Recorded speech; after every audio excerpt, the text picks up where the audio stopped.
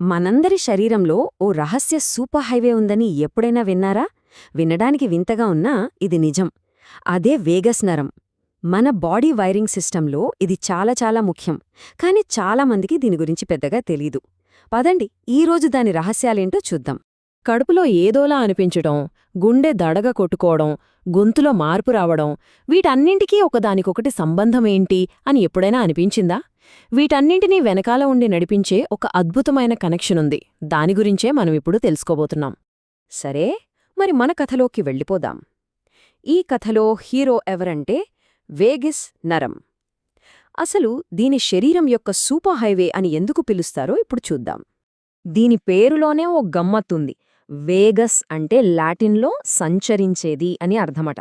ఈ పేరు ఎందుకొచ్చిందంటే ఈ నరం ఒకచోట స్థిరంగా ఉండదు. మెదడులో మొదలయ్యి మెడ, ఛాతీ, పొట్ట ఇలా శరీరంలో ఉన్న దాదాపు ప్రతి అవయవానికి ఒక చెట్టు వేర్లలా పాకుతూ వెళ్తుంది. అందుకే దీన్నొక పెద్ద ఇన్ఫర్మేషన్ హైవేతో పోల్చొచ్చు. అంటే చూడండి, ఇది మన ఆరోగ్యానికి ఎంత కీలకమో. మన హార్ట్ రేట్, శ్వాస, డైజెస్టివ్ సిస్టమ్ అన్నిటినీ ఇదే కంట్రోల్ చేస్తుంది. చెప్పాలంటే ఇదొక మాస్టర్ కండక్టర్ లాంటిది. ఒకవేళ ఇది సరిగ్గా పనిచేయకపోతే మన శరీరమంతా ఓ పెద్ద ట్రాఫిక్ జామ్లో ఇరుక్కుపోయినట్టే. మన నాడీ వ్యవస్థను ఒక కార్ అనుకుందాం. దానికి 2 పెడల్సుంటాయి. ఒకటి యాక్సిలరేటర్, దీన్నే సింపథెటిక్ సిస్టమ్ అంటారు. ఏదైనా ప్రమాదం వచ్చినప్పుడు మనల్ని ఫైట్ ఆర్ ఫ్లైట్ మోడ్లోకి తీసుకెళ్లేదే ఇదే. ఇక రెండోది బ్రేక్, అదే పారాసింపథెటిక్ సిస్టమ్. దీనికి బాస్ ఎవరో తెలుసా? మన వేగస్ నరమే. మనల్ని శాంతపరిచి రెస్ట్ అండ్ డైజెస్ట్ మోడ్లోకి తీసుకురావడమే దీని పని. అంతా బానే ఉంది, కానీ ఇంత ముఖ్యమైన సూపర్ హైవేకి ఏవైనా అడ్డంకులు వస్తే పరిస్థితేంటి? అంటే ఈ నరం మీద ఏదైనా ఒత్తిడి పడితే ఎలాంటి సమస్యలు వస్తాయో ఇప్పుడు చూద్దాం. ఇది ఎలా జరుగుతోందో చూస్తే మన మెడలో తలని వెన్నెముకతో కలిపి ఉంచేందుకు కొన్ని బలమైన పట్టీలుంటాయి. వాటిని లిగమెంట్లు అంటాం. కొన్నిసార్లు దెబ్బ తగలడం వల్ల గాని వేరే కారణాల వల్ల గాని అవి వదిలైపోతాయి. అప్పుడేమవుతుందంటే పైనున్న 2 వెన్నుపూసలు అంటే C1, C2 బోన్స్ అస్థిరంగా తయారవుతాయి.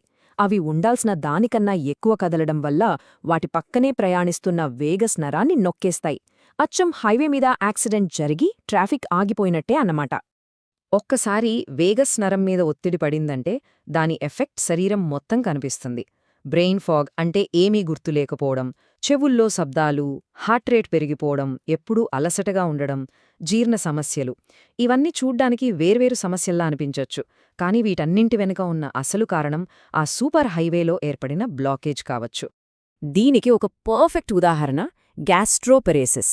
ఈ కండిషన్లో కడుపు తిన్న ఆహారాన్ని సరిగ్గా ఖాళీ చెయ్యలేదు.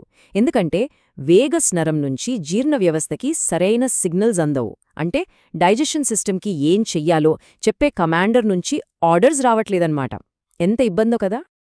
అయితే ఈ నరం గురించి మనకు తెలిసింది ఘోరంతా, తెలియాల్సింది కొండంతా. సైంటిస్టులు దీని నిర్మాణాన్ని లోతుగా పరిశోధించినప్పుడు ఒక షాకింగ్ విషయం తెలిసింది. ఆ సర్ప్రైజ్ ఏంటో చూద్దాం రండి. సాధారణంగా మన మెడకు 2 వైపులా ఒక్కో వేగస్ నరం ఉంటుందని అనుకుంటాం. కాని నిజంగా ఎప్పుడూ అలాగే ఉంటుందా?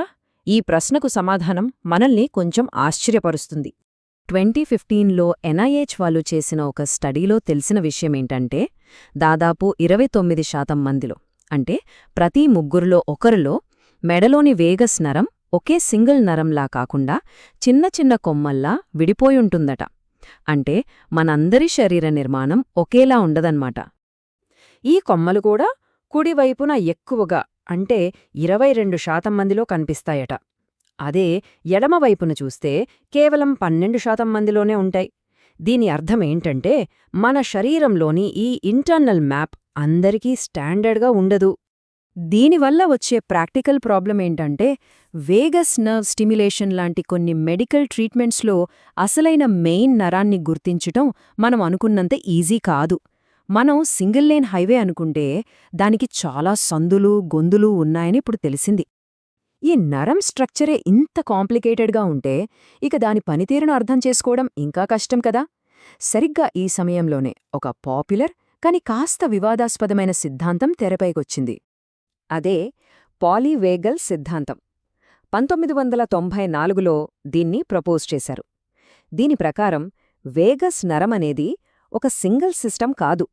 దానిలో 2 వేరువేరు సర్క్యూట్లు ఉన్నాయని, అవి మన రెస్పాన్స్లను ఒకదాని తర్వాత ఒకటి కంట్రోల్ చేస్తాయని ఈ థియరీ చెబుతుంది.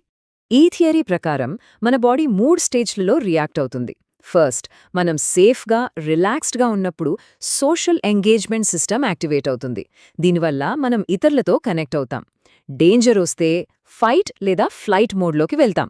ఇక ఆ 2 పనిచేయనప్పుడు ఫైనల్గా బాడీ షట్ డౌన్ లేదా ఫ్రీజ్ మోడ్లోకి వెళ్ళిపోతుంది. అయితే ఈ సిద్ధాంతంపై సైంటిస్టులలో చాలా చర్చ నడుస్తోంది. ఫర్ ఎగ్జాంపుల్, ఈ థియరీ వెంట్రల్ వేగల్ సిస్టమ్ కేవలం క్షీరదాలలోనే ఉంటుందని చెప్తోంది.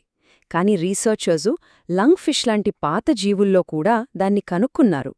అలాగే ఫ్రీజ్ రెస్పాన్స్కే డార్సల్ వేగల్ కారణమని ఈ థియరీ చెప్తే చాలామంది న్యూరో అనాటమిస్టులు దాంతో ఏకీభవించట్లేదు. సో ఈ చర్చ ఇంకా కొనసాగుతూనే ఉంది. సరే, ఇప్పటిదాకా మనం వేగస్ నరం నిర్మాణం, దానివల్ల వచ్చే సమస్యలు, కొన్ని ఆశ్చర్యకరమైన విషయాలు, వివాదాస్పద సిద్ధాంతాల గురించి మాట్లాడుకున్నాం.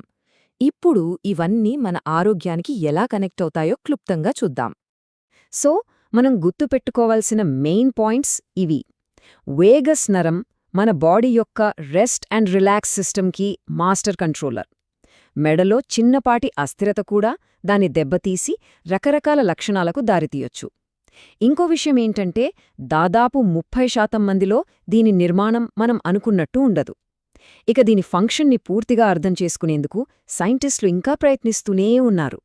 ఈ సంచరించే నరం గురించి, ఈ రహస్య సూపర్ హైవే గురించి మనం ఎంత ఎక్కువగా తెలుసుకుంటే, మన మనసుకి శరీరానికి మధ్య ఉన్న అద్భుతమైన సంబంధాల గురించి అంత బాగా అర్థం చేసుకుంటాం. భవిష్యత్తులో ఈ పరిశోధన మనల్ని ఇంకా ఎక్కడికి తీసుకెళ్తుందో కదా, ఒకసారి ఆలోచించండి.